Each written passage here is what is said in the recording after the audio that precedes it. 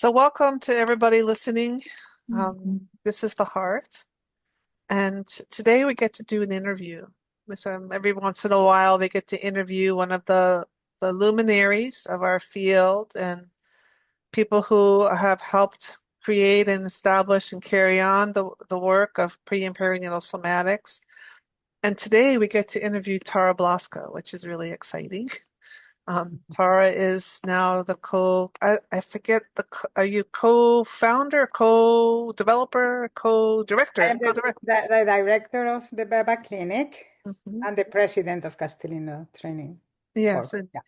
and you co-teach a lot with Mary Jackson, the foundation course, the original Castellino training. And I know you've been a part of all this for a very long time. Um, and so I wonder, Tara, how would you like us to start off with you? I tell us more about you and like what I think it was like 30 years ago you came to Santa Barbara to be with Ray. So, Almost. Yeah. Well, mhm. first of all, thank you for inviting me. It's just lovely to be with the three of you. I can just spend this time with you all hanging out and makes me happy. So, so that's the first part. And I come originally from Spain. That's my accent. I came to this country 2001, so I'm 25 years now. And I came to Santa Barbara first and now Ojai to be around Ray Castellino to learn from him. I had taken his training in England in the late 90s, and it's just, changed me so much that I decided to come here and do, womb surrounds and BEBA with him, learn from him, but also to do my PhD in prenatal and birth psychology that I completed in 2006. So I cannot immerse myself in this field. Let's see, what can I tell you? Some fun stories. Maybe one that when I was a craniosacral therapist in my country of origin in Barcelona area, and a yoga teacher and a psychologist by training as well, but that was kind of secondary. And I was translating the craniosacral trainings, and people like Franklin Seals were coming, and others, Michael Kern, Catherine Ucleya, and many others, Claire Dolby. And so it was the first training ever that happened in craniosacral, and I co-founded the association there in Spain. And I was in my 30s, and they offered me to be the translator. So I brought a friend because it felt like it was too much of a big job. And we made that work, and it was a great training. And one of the nights we went out having dinner with Claire Dolby and everybody else. And she started to talk about Ray Castellino and womb surrounds and exploring your birth. And I remember saying, "Oh my God, I will never want to do that." That's like, wow. I was I was taken by surprise by myself. And of course, a month later, I was taking a womb surround. Um, I didn't know anything about my birth at that time. My mom died when I was young, when I was 11. And I had no information from outside, but I guess, of course, I had a lot of information from inside, a lot of somatic implicit memories that told me it's going to be hard. And, you know, I just started doing my first womb surround. It was not about the birth, it was about the discovery. It just was extraordinary, the what happened for me in that womb surround with Ray in England.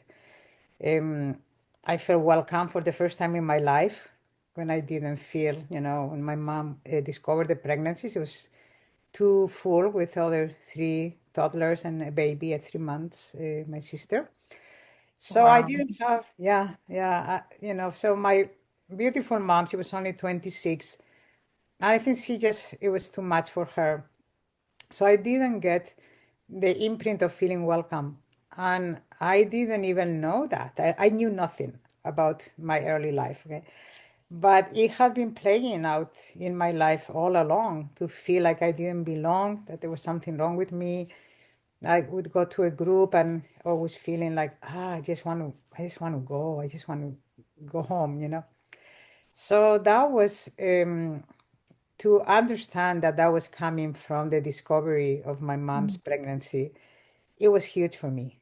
It was, and also not just because we just didn't stay in the hardship of it, but I got to experience to feel genuinely welcome by a group of people and to feel my little one welcome by a group of people, by Ray and everybody else. And it was so extraordinarily exquisite to have that, as you know, I think all of you know how that goes. So that totally hooked me up to to take the training. And a few months later, I was traveling to England a few times a year from Spain to take the training, and I was in my 30s. So I've been doing this for around 30 years or so. Yeah. Yeah, I'm really hearing in your story how your mind or what you were familiar with didn't really know what to think of this, Hmm. but there was something inside you that was wanting to be known, something wanting to be discovered. And I'm really hearing that in your story. That, Hmm. and it's such a common theme of people who come to this work is I myself included, that my mind didn't actually know what I was moving toward, but there was just a strong calling from inside. Kate, you call it, there's a Quaker word that you use. It's a leading. It, there's a strong leading. Yeah. Yeah. Yeah. So true. Yeah. That's absolutely my case. It felt guided from inside. And just because also I felt the kindness. I mean, when I met Ray the first time, I remember, I was so new, I was in England, I didn't know anybody. So a guy comes in the room and he was the most humble guy I ever met. And he was like greeting everybody. And I thought, wow, that's an interesting participant. I mean, and then I learned it was the big Ray Castellino, that it was also the humblest person in the room. So that made me trust him very quickly and go so deep, like I think we all have with him. And it's changed my life. And then I came to continue learning from him to the States. And it's been a very beautiful journey. Yeah. Mhm. So you went from meeting him and doing the training in the UK, and then you came over the ocean all the way to California, and you did both study with Ray, and then you also did the Santa Barbara Graduate Institute. Is that right? Yes. Yeah, my kind of legal, or I don't know how to say the word, but in the outside I was coming to do my PhD, I could say no, I'm doing my PhD. And underneath that I was also, and they were equally important, I have to say, I was doing the training with Ray. And because I was here, he invited me to assist straight away. I assisted like all the womb rounds that I could, all the BEBA sessions. So I got super lucky to spend a lot of time with him Mhm. and loved doing it. We always had like the BEBA clinic supervisions. I could run anything by him. I know Alison knows this. Any challenge, he was so good at this. Like if I had a problem with a family, I could just pick up the phone and he will answer on the spot and give me some support. So it became like such a solid training, like because I mean, I've worked with several hundred families now at BEBA.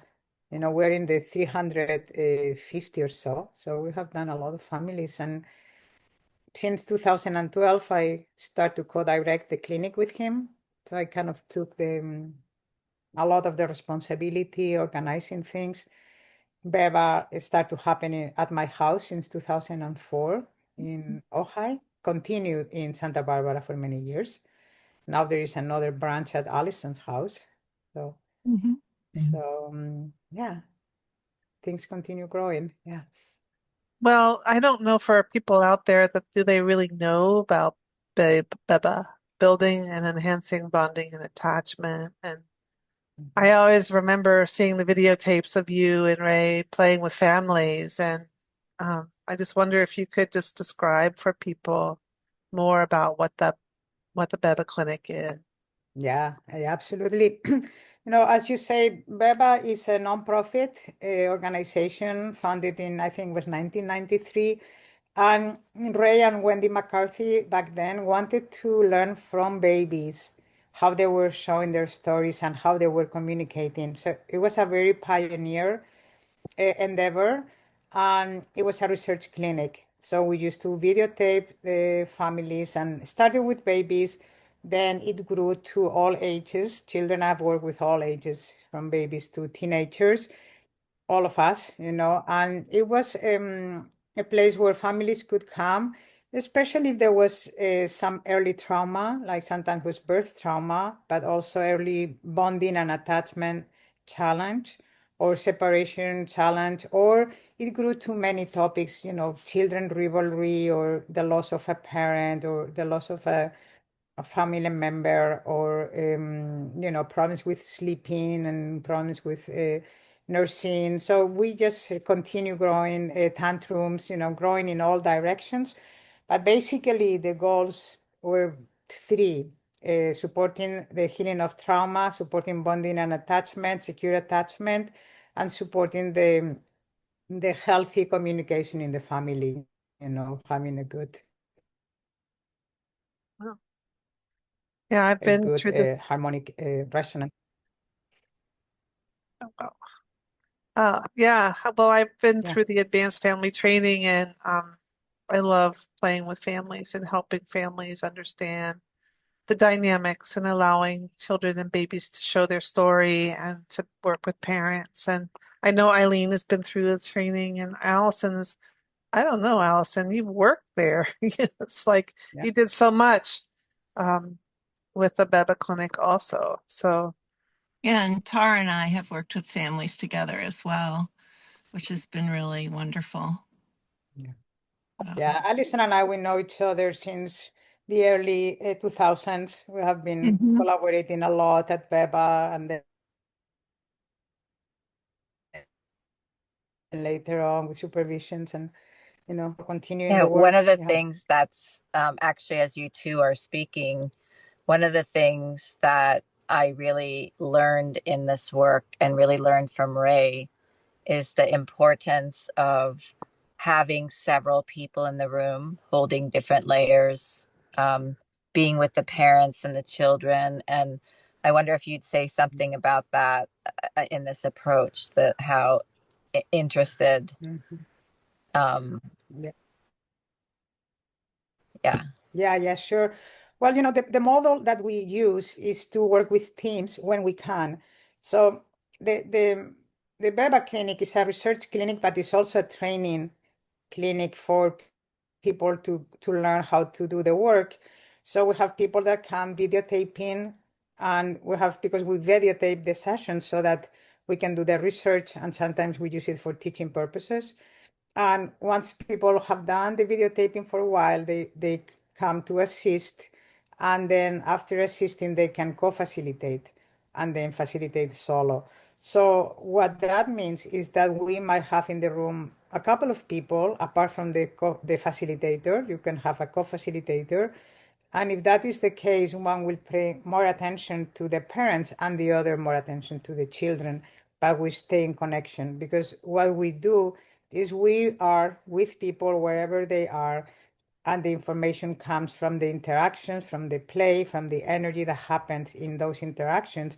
And it's very important that both co-facilitators or the facilitator and the assistant stay in connection, so that we are modeling, if you wish, those things for the family as well. And children learn from that, parents learn from that.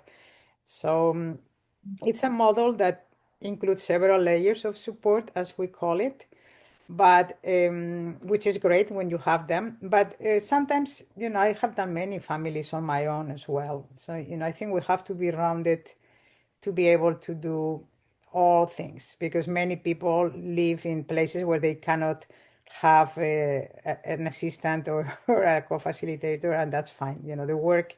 The work works however we can do it. Yeah. Yeah, well, I like that work works.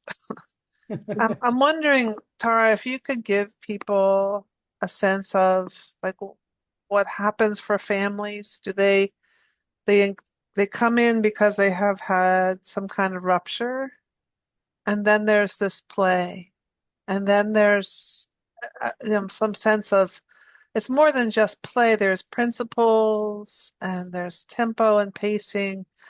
I don't know if you could describe it a little bit more. How do you know that the family is complete?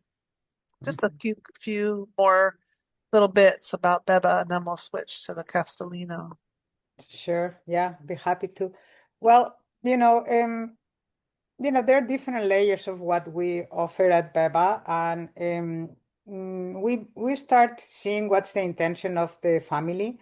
That's very important to us, or what they want, and we support them to get where they want to go.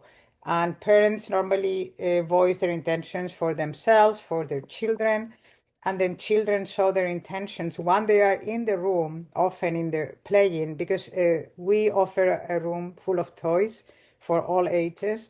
So it's very easy for the child to feel like it's a child-centered play, so that they are going to initiate the play and we follow, and we invite parents to follow. So we coach parents a little bit in ways to be with their children, where we are the observer and supporting children to show what they want in their play. We have, of course, some structure container for safety. We have some principles like mutual support and cooperation, or somebody wants to take a pause, or ways to stay in touch, that they are very respectful. So I would say there are like 4 or 5 elements that they are happening in the BEBA clinic. That one is a child-centered play.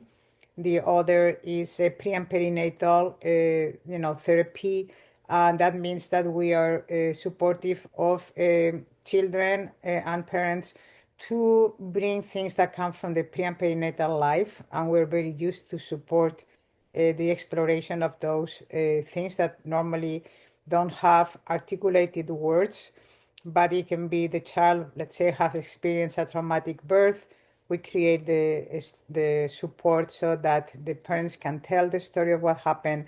The child can show their story with their movements, with their emotions, with their expressions.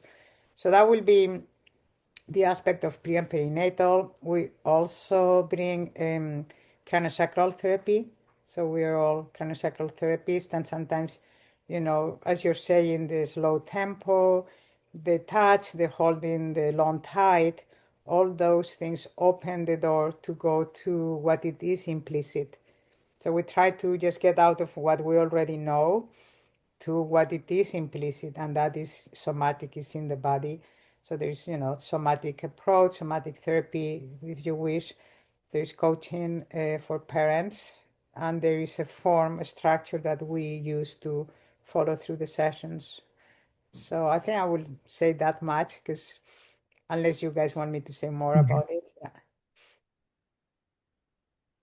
Well, I can say that Ray used to say, like when I met him, like, and I've read all his papers and everything, he would say, well, I could do 2 womb surrounds a month and support my family, and then I volunteer all my other time at the BEBA clinic. And I know that the womb surround work really helps with the play with families. I mean, there's sort of a story that he developed the womb surround work as a way of helping him understand family dynamic or what his role was. Yeah. Because he's not like a family sort of traditional trained therapist. There's a story there. I know my version of it. I'm wondering if you could tell your version of it, Tara. Sure. Well, Ray was a chiropractor, but he loved babies. He loved birth, and he opened the clinic, and it was on a volunteer basis. And we have worked on that way for many, many years. Like, we make a little bit now for the sessions, but a lot of the time is volunteer because it's a nonprofit. And so he wanted to learn from babies and from their dynamics. And people that work there are not, MFTs or things like that. So they are people that they are trained in somatics, in pre and perinatal. So we do coaching and support for parents. So that's kind of the approach. But there is a big opening, and we're craniosacral therapists. A big opening for the story to be shown from the bodies, from the babies, from what is happening. And what he developed, Ray, is this model of working with families, as you're saying. We were doing a couple of days a week for many years. And then he will do womb surrounds, that those are for adults with 5 to 7 participants, more or less. And that's where each adult will take a turn to explore their own early imprinting and how that is affecting their current life, depending on their intentions.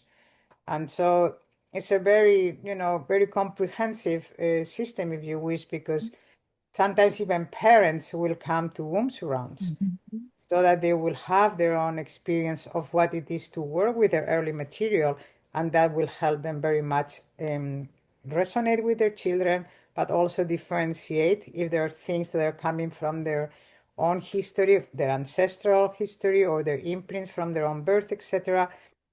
They could work that out so that they could have some integration, and the children will need to continue reproducing that. So that was, the 2 layers, the clinic, as you're asking me, and then the womb surrounds. Yeah. Mhm. Tara, I would love to hear more about the Castellino training from you, because this is where people can go to learn about this work and to also discover these places in themselves more deeply. And I'd Yeah. love to hear how you would introduce that to people and describe it to people. Okay, sure. I'll be happy to. The Castellino training was developed by Ray Castellino, and Ray died in 2020.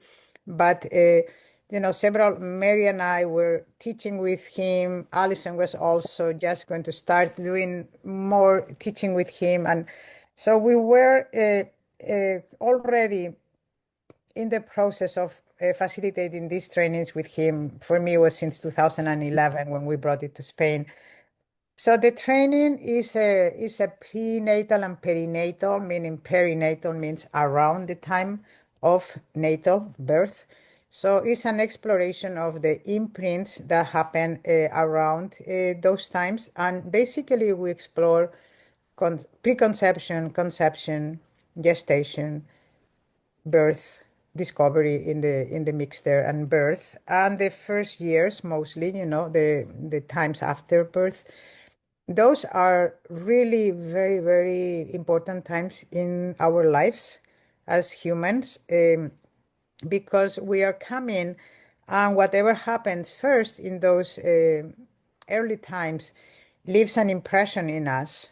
And that impression, we tend to repeat it. It's like an imprinting. We call about imprints.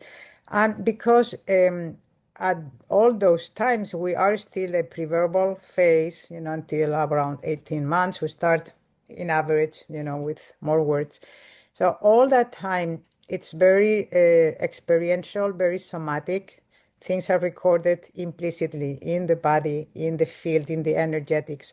So all that to say that Ray realized, not just him, but it was, a wave of people working on this.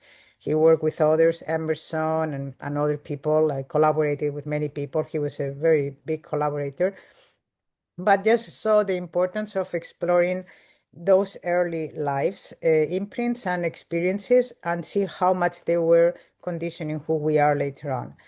So the training, we explored that, but there's another few things that to me they are as equally important. And one is all the ancestral imprints. Like, for example, in 2 days, we're starting a module here in California about the ancestral imprints.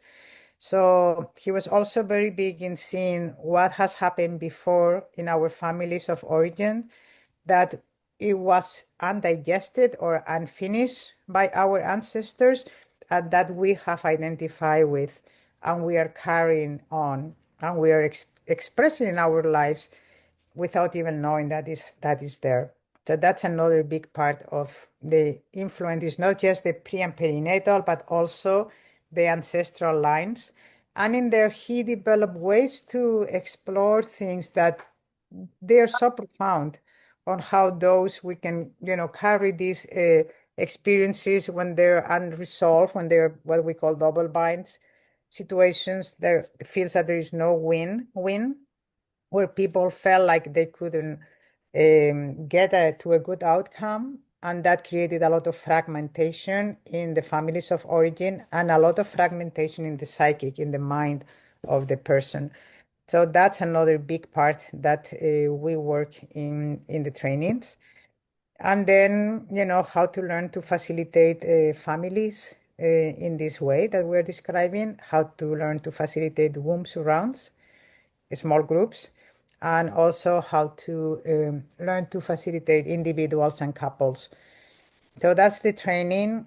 In the States, it lasts 3 years. We are going to start, Mary Jackson and myself. We have been teaching this together for a while. We're bringing a couple other teachers with us. We will start in 2027, but Alison Greene-Barton and Kristin Sipley, they are starting a training next year, the same training in the East Coast. We're doing it in the West Coast. So I don't know if you want to say anything, Alison, about your training. Well, we're doing it in New England, in Amherst, Massachusetts, and it starts in June. And all the dates are on the Castellino training website, if anyone's interested in looking at that. And then we're also starting one in Tokyo, Japan, in that area, in 2027. Wonderful. Yeah. So, maybe I can say a few words more about or do you have a question, Kate? Oh, so keep going. Okay. Well, yeah, I just want to say that, Ray died, and there was a big wave that was opening in the last couple of years of his life. He was a tremendous pioneer. He was always creating new things and structuring new things. He had a bunch of books that he had in mind, written some chapters, and all that, unfortunately, when he died, got interrupted. So I remember making the commitment to get to publish, not alone, but to support the publication of his books. And I want to say that we're working on that. I hope next year we will get, we are working on 3 of the books, and then a fourth is coming. So I'm hoping that next year that will come out to the public. And so there is all this wave that he started. It has continued, but it's like different characters in the play. We are continuing that wave. And, Mary Jackson, Sandra Castellino, and myself, we run, Ray left the business to us, the Castellino Training Corp. So we continue. And there are other teachers like Alison and Kristin that they are coming up. And there are other teachers in Spain. So what's happening now is that there is a big expansion. And as Alison is saying, there is this training coming in Japan. We're hoping there will be another one in Australia in 2027. There is 2 of the teachers from Latin America that they also want to bring it to maybe Chile in 2027 or 2028, whenever they can. We have invitations to do it in England, in Croatia. I mean, there is it's exploding. Like, we have so many people that we're going to do one training in Europe in 2027. And we have so many people that want to take it. So I think it'll just continue growing. It's a very solid training. It takes a long time. In Europe, it's 4 years and a half. In the States, it's 3 years, because we do 3 modules in the States a year, 2 in Europe because of the traveling. But it gives a very solid foundation on working first on practitioner know thyself. So there's a lot of training on knowing yourself in your own pre and perinatal life. And then from inside out, you learn how to support others to explore these pre and perinatal stories. So it's a good training. I love it. I've taken, I don't know how many times I've been now, like maybe 8 times involved in this training because of taking it and then assisting it twice and then teaching it maybe 5 or 6 times now and a few more to come. I don't get tired of it. I think it's a fantastic training. So Yeah, you were saying something about um, uh, the way that in this work we learn how to understand what happened to us and our own history. And I wonder if you would say more about just what your experience was that. I know that you became a PhD at the same time as you were doing race training. So you didn't really have a life before and a life after. It grew together. But I wonder if you would say something about your own experience of yeah, how your own history, how your own material comes into your facilitation. sure. I'll be happy to. I tend to tell a story so that people don't get intimidating with teaching this stuff. When I took my training in England, my English was maybe 70%, so I missed a lot. And then I was born with full anesthesia in Spain in 1961. So I kind of spent like half of the training sleeping, believe it or not. I mean, I was the last one in the in the corner, like lying down and just getting all the information. But I was experiencing so much my own what we call drug imprint of my birth that sometimes I was like, oh my God, I'm not getting a thing because I was so in it. I was so in it, but then it still was absolutely transformative, but it's just a lot of that had to be coming up for me. And then when I assisted it, it's like I realized all the information that I probably heard before, but I didn't remember.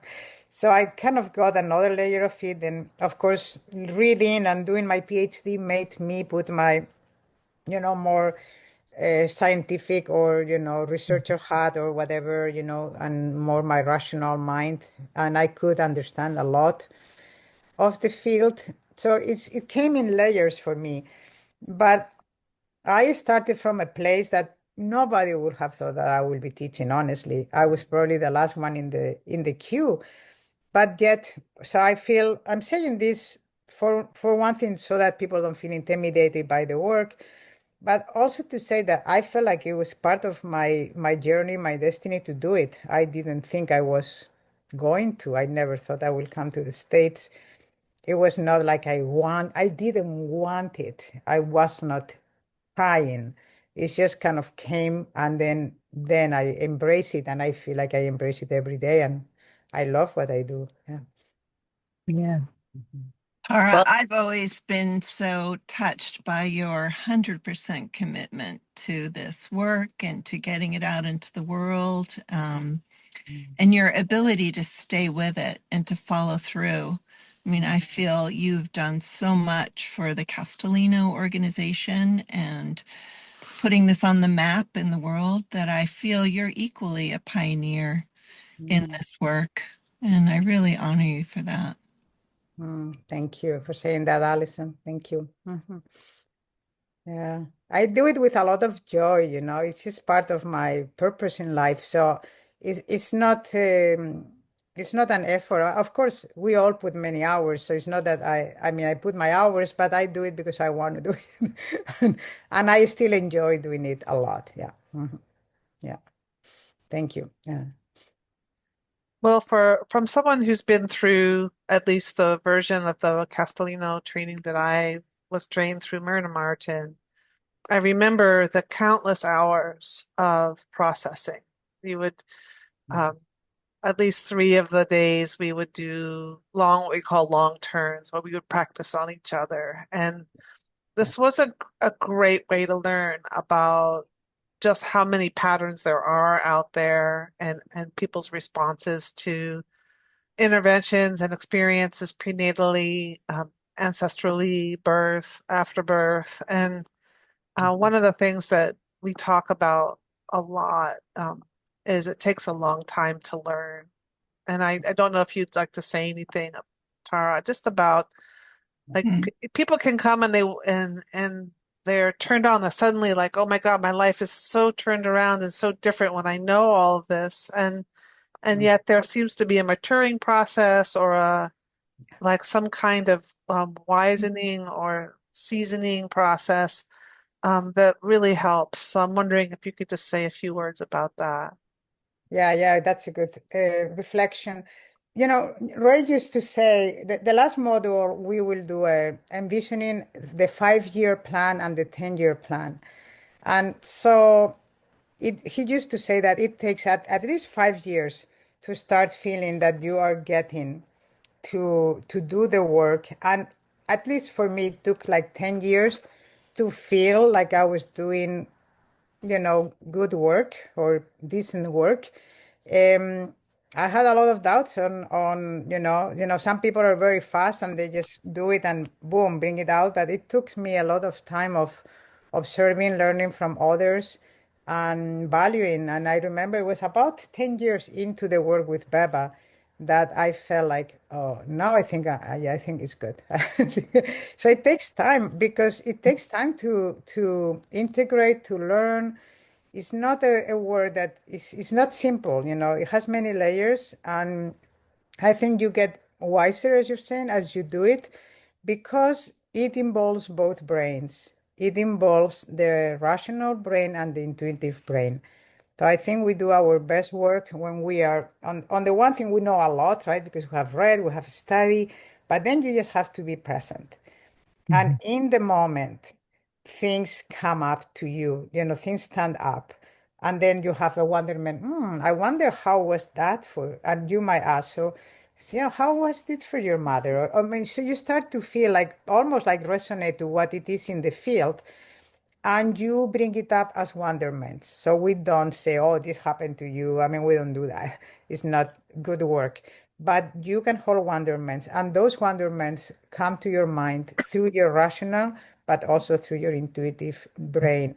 And when you use both, it's more a synthetic brain, integrated brain. That's when you're doing your best work. And that takes some time. It takes practice and time. Yeah. Mhm. I love that answer. Mm-hmm.